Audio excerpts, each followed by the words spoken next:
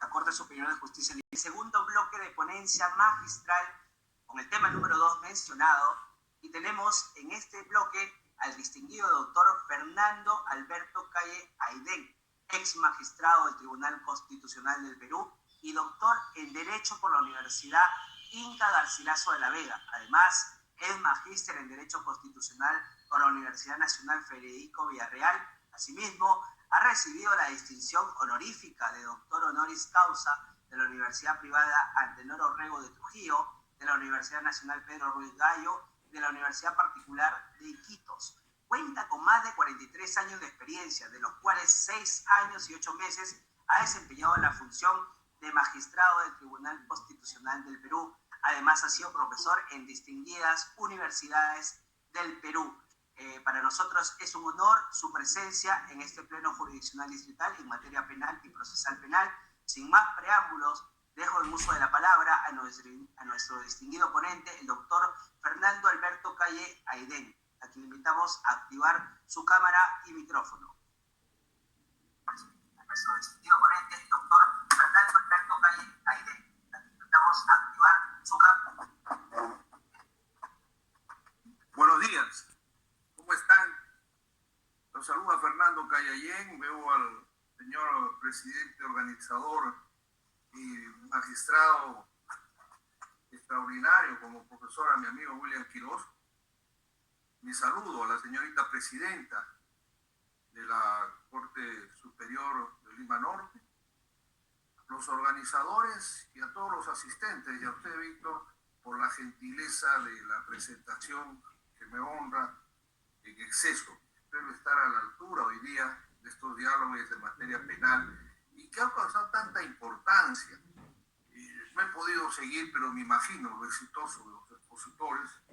Me acabo de incorporar, pero consciente del tema con relación a las sentencias que tienen un carácter condicional y las nuevas o existentes disposiciones administrativas que dio el Consejo Ejecutivo del Poder Judicial, siguiendo las pautas del Supremo Gobierno en cuanto a la situación de la pandemia que todavía estamos viviendo y que Dios quiera que podamos superarlo. Y que deja algunas cosas interesantes como la que estamos viviendo. No me podrán negar, y esto para no descuidarme y olvidarme, esta experiencia que vosotros estáis llevando, el sistema judicial del Perú, es un orgullo.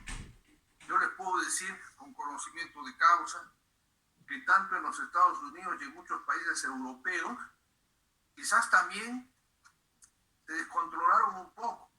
Y creo que el Poder Judicial peruano, independientemente de los costos o gastos, ha hecho muy bien en virtualizar el sistema de defensa, el sistema de audiencias, y que permite, miren ustedes lo impresionante de que de distintos países del mundo y por iniciativa de William tenemos extraordinarios expositores nacionales e internacionales y podemos realizar estos diálogos constantemente, así como el ejercicio para quienes tenemos el ejercicio libre de la profesión de donde nos encontremos. Espero, porque a cada rato yo quiero hacer eso del habla con el juez, no me reciben, se mejore eso en cuanto a las sanciones también que puedan haber por no atender en la vía del litigio. Pero fíjense, yo creo que aquí partimos de varias cosas que a lo mejor estamos descuidando, y no es solamente en esta temporada. Han habido, y lo voy a demostrar, tergiversaciones en cuanto a los plazos materiales y plazos procesales. Y definitivamente también una confusión en cuanto a las resoluciones, reglamentos, y no se ha visto el carácter de la jerarquía de las normas.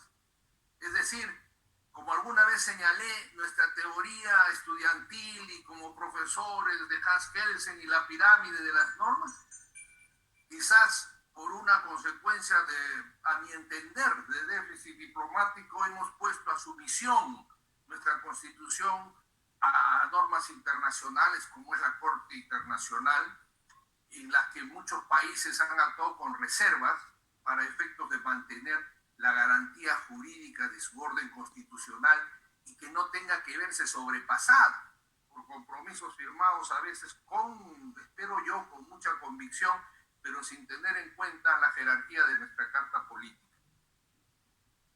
Estas normas, o llamemos resoluciones que ha dado el Consejo Ejecutivo del Poder Judicial, tenemos que verlas desde la óptica de la necesidad, la coyuntura y cómo se ha ido fortaleciendo para el buen servicio del sistema a todos en general y el control y cuidado de la salud de magistrados, personal y litigantes. Fíjense ustedes, esto ha sido una sorpresa para todo el mundo, en todos los países. Entonces, algunas cuestiones yo quiero entender que se han ido dando porque inicialmente para concordar con las disposiciones del gobierno, pero a la vez para cuidar la autonomía institucional en cuanto a que no deje de estar en servicio la justicia, pero controlando y teniendo el cuidado de quienes son sus directos administradores o en su defecto, quienes dependen directamente por jerarquía del sistema de justicia. Por eso es que quizás se tardó un poco y espero que no haya ya un solo juez, un solo funcionario directo sin los servicios técnicos del internet, de la computación, porque podría haberse dado el caso que algunos funcionarios no dispongan de ello, pero estando la pandemia y la vigencia de no asistir, es decir, habríamos propiciado sin querer una especie de ocio o de pago sin poder hacer nada del funcionario que tiene que estar en contacto con las labores del sistema de justicia. Aquí estamos en esta situación de presunciones en cuanto a cómo se interpreta las disposiciones, por ejemplo, con las condenas condicionadas. No olvidemos que estas vienen desde su origen, para no ser yo un referente histórico, suizo, alemán, etcétera, que en ello tiene más récord, William, por ejemplo, que para todos los países, con estas conferencias y tratamientos, en esta base fundamental de que se trata de penas o condenas sobre delitos no muy graves, cuyas condenas se tratan precisamente de que la rehabilitación, por usar una expresión, no se dé o se dé sin que el condenado ingrese a un penal y pueda sufrir las consecuencias psicológicas, etcétera, siendo un primario por esencia y en algunos casos ocasional de una figura de un ilícito penal que merece pues una condena de los años que justifican que se pueda dar en ella una condicionalidad. Y por eso, como seguramente lo han explicado bien, está sujeta a ciertos condicionamientos o requisitos que tienen que cumplirse para que sea uno acreedor a la condena condicional. Y están señaladas ustedes por experiencia, pero que sí vale la pena mencionarlas, porque puede haberse presentado el caso, dada que la tecnología no estaba planificada para ello, ¿no? Por ejemplo, el tener que firmar permanentemente cada mes o el plazo que señale el juez con la firma electrónica y etcétera ante el juez, la presencia física, el no ausentarse del lugar de residencia, cómo se controlan todas esas cosas, cómo puede evitarse en un momento en el que de la noche a la mañana apareció la figura de que no había forma de ingresar a una oficina del Poder Judicial, no había forma de cumplir con estos requisitos. Pongo, y no me cabe la menor duda que esto ya ha sido superado. Y cuando hablo de superado, fíjense ustedes lo interesante que es lo que estamos viviendo, porque todo este sistema que lo estamos perfeccionando, hago yo votos como cualquiera de ustedes para que se quede en el tiempo, que vamos a vivir el futuro por anticipado en una práctica que en realidad beneficia a todos, agiliza todo y permite que tengamos una comunicación seguramente virtual cada vez más clara, más precisa, más interesante. Pero entonces, ¿qué ha sucedido? ¿Qué ha sucedido? En muchos casos, no tengo yo la menor duda, sin revisar mucho los expedientes, que seguramente, por ponerles un ejemplo, una condena condicional en la que tiene un plazo natural para que, porque solo dentro del plazo del cumplimiento en el que se está desarrollando la condena, corresponde, por ejemplo, que una de las partes o el fiscal pueda pedir la revocatoria de esta condena suspendida, condicionada, para que se convierta en efectiva. Pero se han dado los plazos correspondientes a que estamos en suspensión. De repente, poner fechas, no soy experto, estamos hoy día, vamos a trasladarnos al momento de la pandemia, y hoy día que estoy yo con una condena de 2 años, sin embargo me faltan 2 meses para esos 2 años, viene la paralización, la suspensión, plazos procesales y plazos evidentemente en cuanto a hechos materiales para efectos de que pueda el fiscal o la parte que se siente agraviada, en este caso, pedir la revocatoria por el incumplimiento de uno de los requisitos fundamentales para estos efectos. ¿Qué sucede? Sucede que si se trata de que, como ya es una sentencia que además ha quedado firme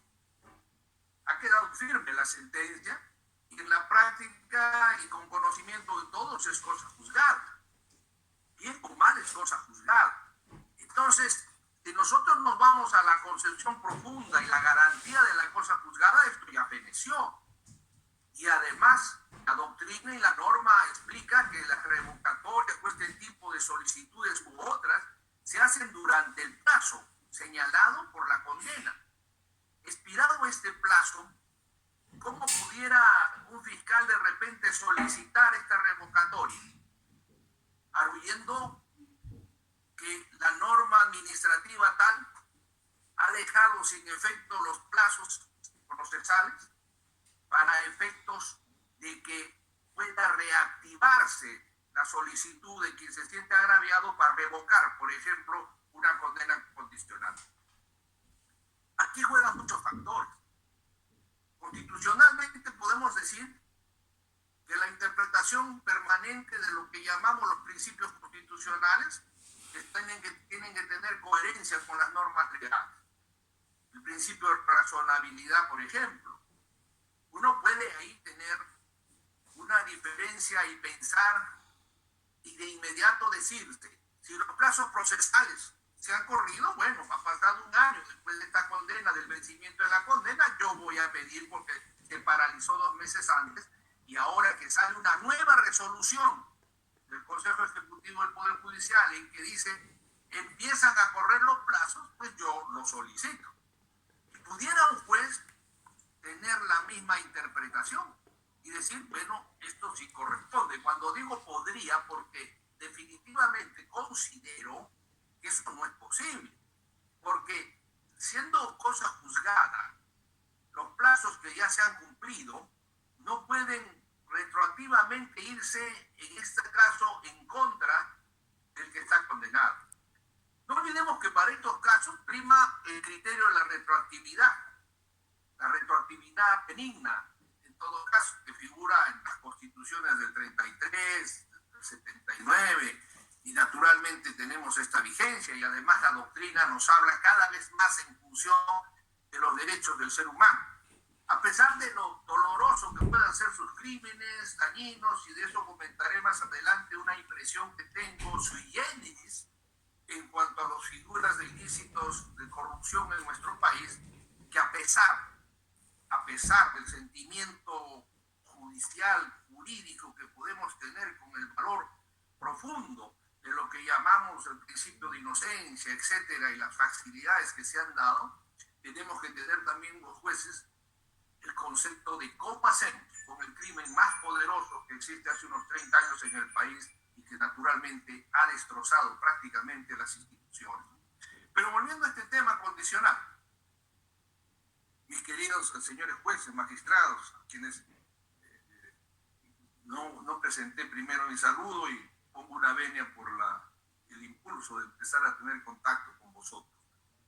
Vuelvo a decir entonces que siendo cosa juzgada, no corresponde que pueda uno revivir algo dentro de un tiempo porque la norma administrativa lo diga. La ley orgánica del Poder Judicial, y creo que ahí es donde, a mi entender, no solo el Consejo Ejecutivo, con todo respeto a la Corte Suprema, ha debido ver algún caso, no sé si ya los tenga, pero ha debido tomarlo, y dada la circunstancia ha podido generar una jurisprudencia vinculante para dar la coherencia y tranquilidad en la Judicatura Nacional. Los jueces haciendo uso, es distinto en materia procesal constitucional, haciendo uso también de su interpretación, podría haber actuado diciendo que se aleja de esta jurisprudencia, que no existe, creo, hasta el momento, vinculante del Poder Judicial, para efectos de aplicar su concepción jurídica, sus estudios y lo que considera razonable y coherente para la aplicación en cuanto a la suspensión de los plazos para efectos de cortar lo que viene a ser los beneficios de una condena condicional. Y esto se ve mucho, por ejemplo, en casos de omisión de los alimentos, de estas condenas de familia, como en una serie de procesos en los cuales ya está fijada la condena, ya está cumpliéndose la condena y ha coincidido pues con estas situaciones administrativas de la pandemia que continúan. El Consejo Ejecutivo del Poder Judicial no ha tomado, y reitero, no es porque no conozca, sino que la sorpresa ha sido para todos, no ha meditado en el inicio de las consecuencias que esto pudiera tener. Porque fíjense, no me cabe la menor duda, aunque el Tribunal Constitucional actual, que reemplazó el pleno que tuve el honor de integrar, no puedo negar que me ha sorprendido con modernidades en las cuales yo he tenido discrepancias y a veces reiterando lo que sucedía en mi vida como magistrado, quedándome solitariamente en lo que conocen vosotros como voto singular. Pero definitivamente yo no tengo duda de que si se aplica la concepción de la primacía en cuanto al orden constitucional, muchas de estas actuaciones bajo las resoluciones administrativas, si se hubiera, por ejemplo, revocado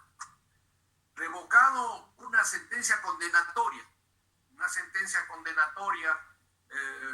por lo decía, por efectos de alimentos u otra figura ilícita que está gozando el condenado de una cuestión condicional, ya fuera de los plazos en los cuales ha cumplido su condena, tengo la impresión de que podría ser amparado constitucionalmente, en contra inclusive de ser ese el criterio de la Corte Suprema.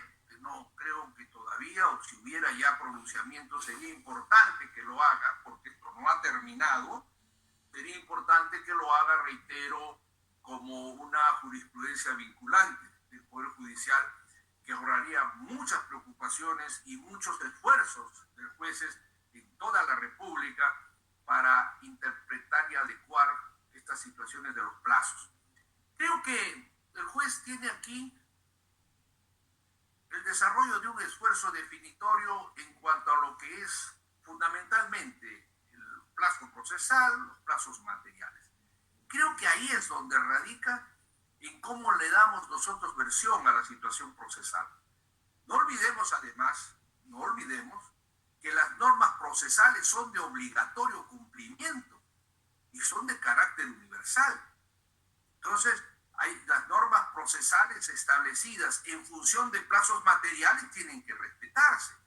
Han debido verse, y en caso de la prescripción, en caso, por ejemplo, de lo que estoy señalando, del no cumplimiento de requisitos establecidos en la condena condicional y que definitivamente yo habiendo superado ya todos estos plazos, estando ya prácticamente habiendo cumplido mi condena, no debería revivirse una situación argumentando que los plazos estaban paralizados por una cuestión administrativa.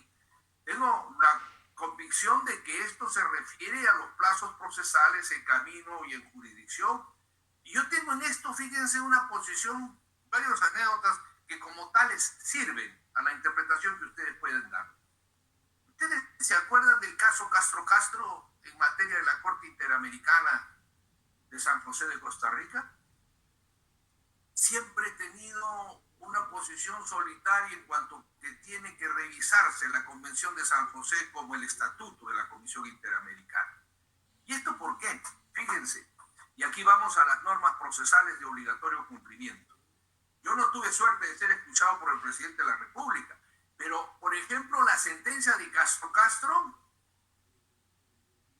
se llevó adelante cuando estábamos ya bajo el régimen democrático, habíamos retornado a la vida democrática normal, porque tuvimos el presidente Fujimori, como he definido en unos trabajos, una etapa dictatorial y la otra una autocracia, en la que funcionaban todos vivían muy bien, cobraban muy bien, etcétera, y seguía todo aparentemente institucionalizado, pero era una autocracia. Superado esto, ya se había iniciado los procesos correspondientes a lo de Castro. Recuerdo, no tengo la seguridad en qué sala se encontraban, pero estaba en una sala superior. Y sin embargo, la Corte de San José condenó al Perú. Yo era de la idea, por ejemplo, que esto lo pueden relacionar de un recurso de nulidad a la que el presidente de la República me decía que los asesores le habían dicho que no caben las nulidades. Efectivamente, como no caben en el Tribunal Constitucional, se presentan con cierta frecuencia. Entonces, pero yo me basaba, y me permito con ustedes trasladarles esta interpretación que tiene que ver con lo que estamos viviendo incluso ahora en una proyección continental. ¿Por qué razón no podíamos nosotros acudir en una nulidad de un fallo de la Corte Interamericana que depende de la Organización de los Estados Americanos en su origen y cuyo estatuto, concordante con la Declaración Universal de los Derechos Humanos, habla de lo fundamental que es el respeto al debido proceso y a las normas procesales, en este caso el debido proceso?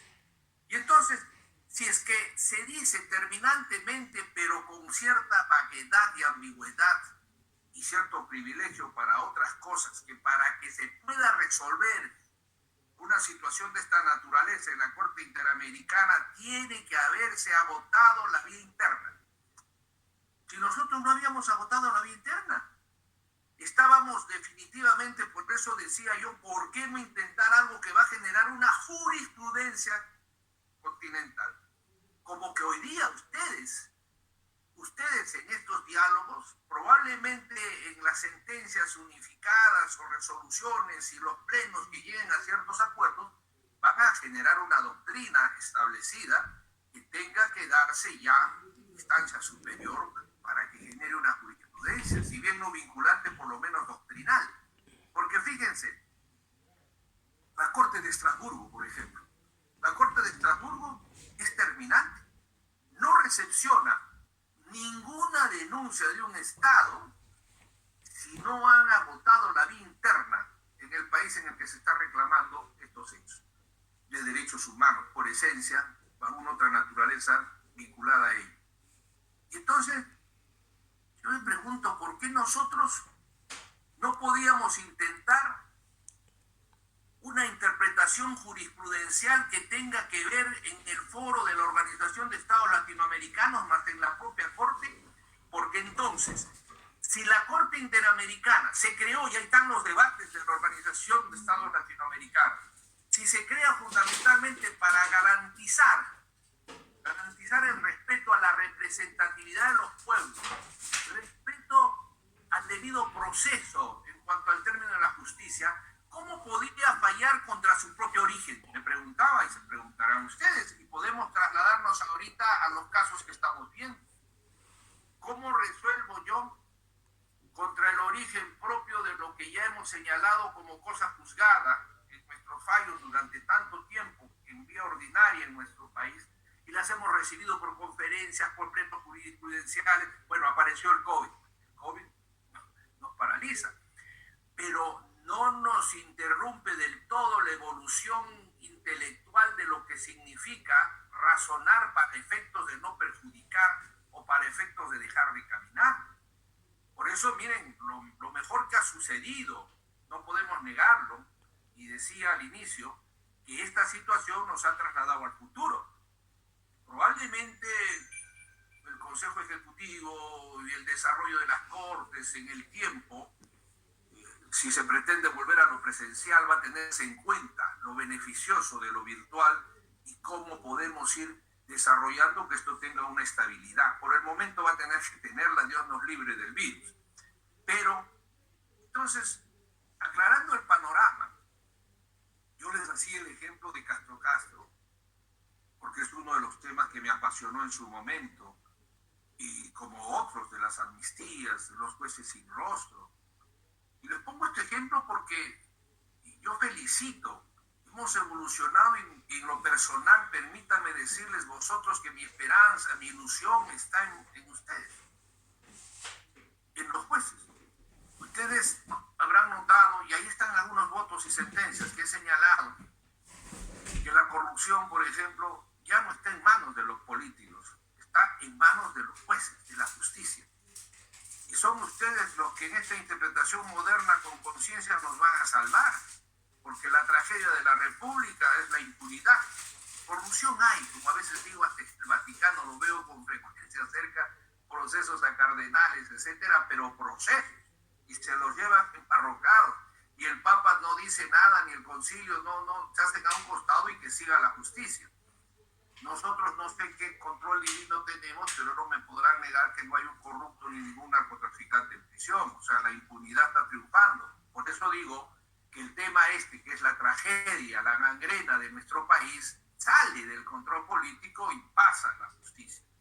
Y que la justicia, sobre todo los jueces, van a ir entendiendo, y ahora es un momento oportuno, que en realidad el poder genuino del fortalecimiento democrático está en su sistema de justicia. Está en la autonomía, como la interpretan los jueces, como lo interpretan los fiscales en sus actuaciones. Está en la vocación, está en la pasión por el derecho, en el caso de los jueces, de los fiscales, por la pasión por hacer justicia con los fallos que en realidad tenemos como oportunidad realizar. Y eso nos obliga a pensar de inmediato sobre lo que está sucediendo, sobre los plazos que les vuelvo a repetir. Y fíjense, yo les he contado esto y podría decir que no es solamente la pandemia. Yo recuerdo, porque me cupo el honor, bueno, siempre he tenido como ponente en el tribunal todos los casos conflictivos. Decían que salía sorteado y me tocaba a mí tenerlos adelante. Yo supongo que eso no sucede en el sistema de justicia ordinaria. ¿A qué me refiero? Por ejemplo, y si estuve equivocado, ustedes podrán ayudar y colaborar. Algo parecido con estos plazos materiales y plazos procesales sucedió sin pandemia en el caso de la detención preventiva de Antauro Humala. Y quizás vale la referencia porque después se puso de moda, y estoy de acuerdo, el principio de inocencia, que la detención preventiva no se puede abusar, etc. En ese caso estábamos pasando de 36 a 72 meses cuando llegó ese habeas corpus.